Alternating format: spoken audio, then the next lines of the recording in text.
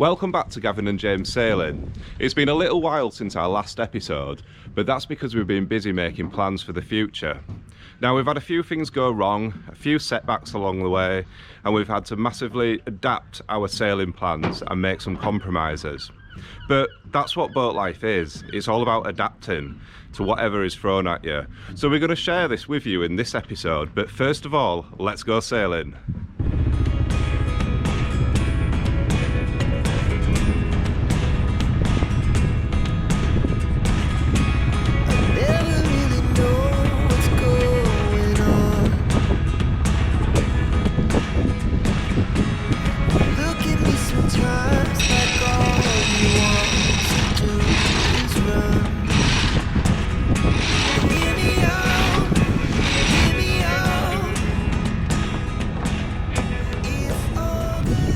So today we are heading up the Northumberland coast. We didn't think there was much wind forecast out here. We're actually doing quite well. We're doing 5.8 knots at the moment, which is good.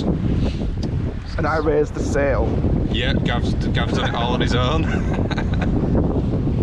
It's just so nice to be back out at sea. It's really pleasant.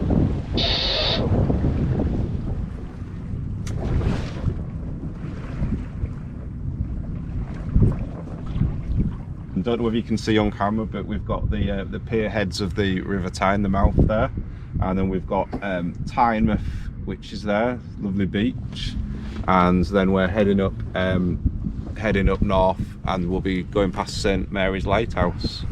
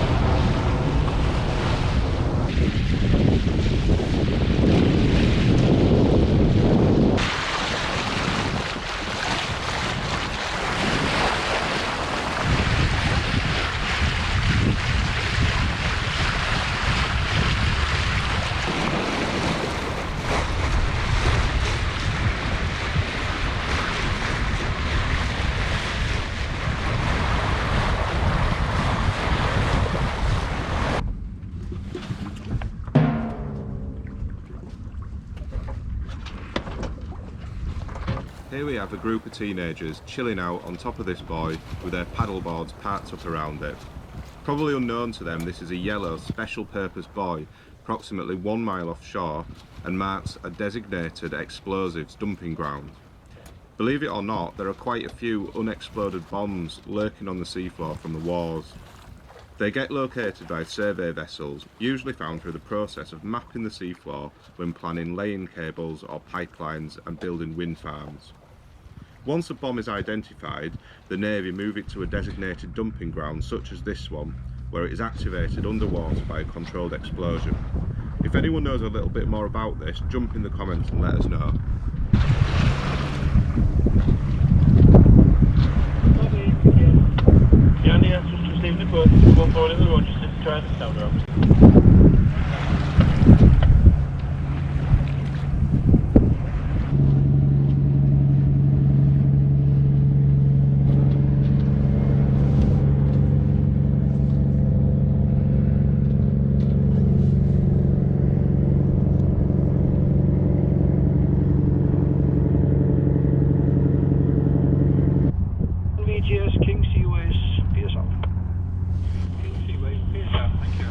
This is the Amsterdam ferry, the Princess Seaways, heading out of the Tyne to cross the North Sea to IJmuiden in the Netherlands.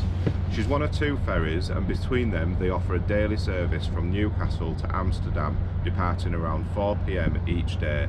We've actually done this trip on the Princess and covered it in one of our videos. We'll stick a link up above.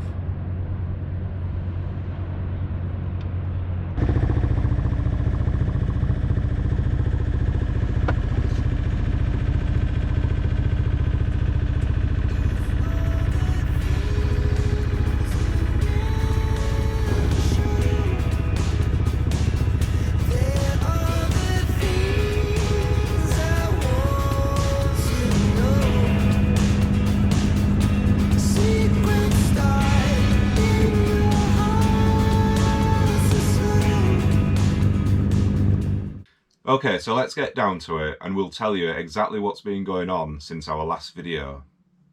The goal for us from the beginning was about making our life more enjoyable. It wasn't just about taking a year out from work and sailing as much as we could.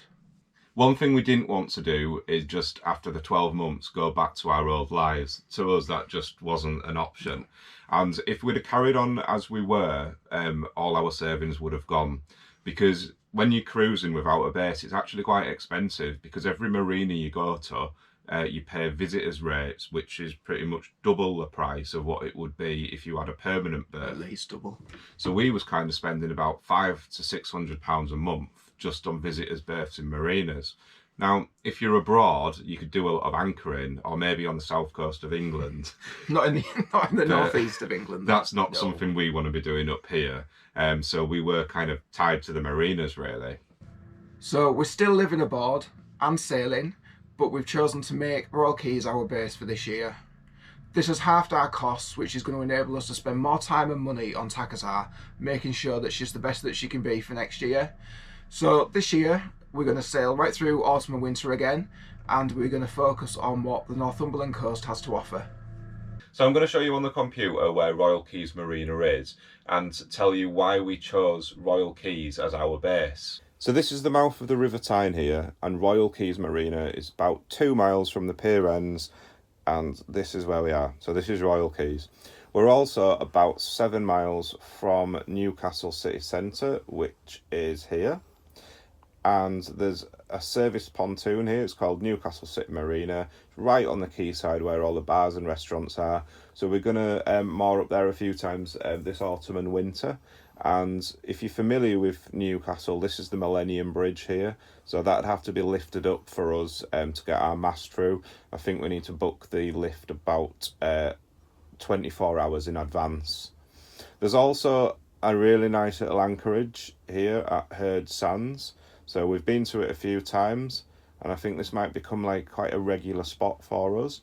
So it's really protected, nice sandy bottom, just inside the piers. And actually one of these anchors here is the Sailing Brothers. If you watch the Sailing Brothers, they covered this in one of their videos when they were heading down to Scarborough. Outside, we've got Tynemouth here, which is a lovely seaside town. Going to try doing a little bit of anchoring in there when the wind and the conditions are right. And we've got Whitley Bay. That's the Yellow Buoy, the explosives dumping ground that you saw earlier on in the video. And this is Blythe. This is where we sailed up to. And if we keep going up the coast, we've got Amble and the Farne Islands and Holy Island, and we can go right up to Eyemouth, which is here, and Eyemouth is the first Scottish town.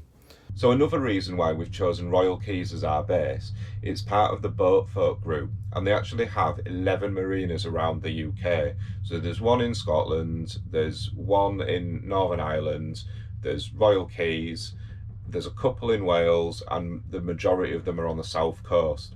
And as part of our berthing agreement, we actually get to stay at each marina for up to 30 days for 300 nights a year, included in our berthing costs. So that could be a plan maybe for next year, to actually head down south and spend summer on the south coast and take advantage of the reciprocal berthing. Another great advantage of Royal Keys Marina is that they've got a deal with Trans-Europe Marinas.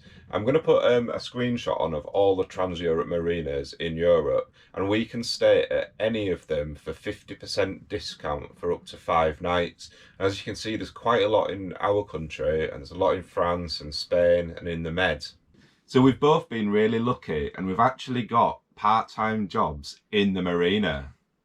So Gav's got a job at the cafe bar, restaurants, I don't know. Bistro, it pretty much does everything. Yeah, and I've got a job for the marina, so I operate the lock, I do fuel, I help visiting boats in, I do general marina duties. The berthing master. Yeah. The berthing master of Royal Keys. But yeah, we're both absolutely loving it, and it's so nice to have jobs that we actually enjoy doing. Yeah.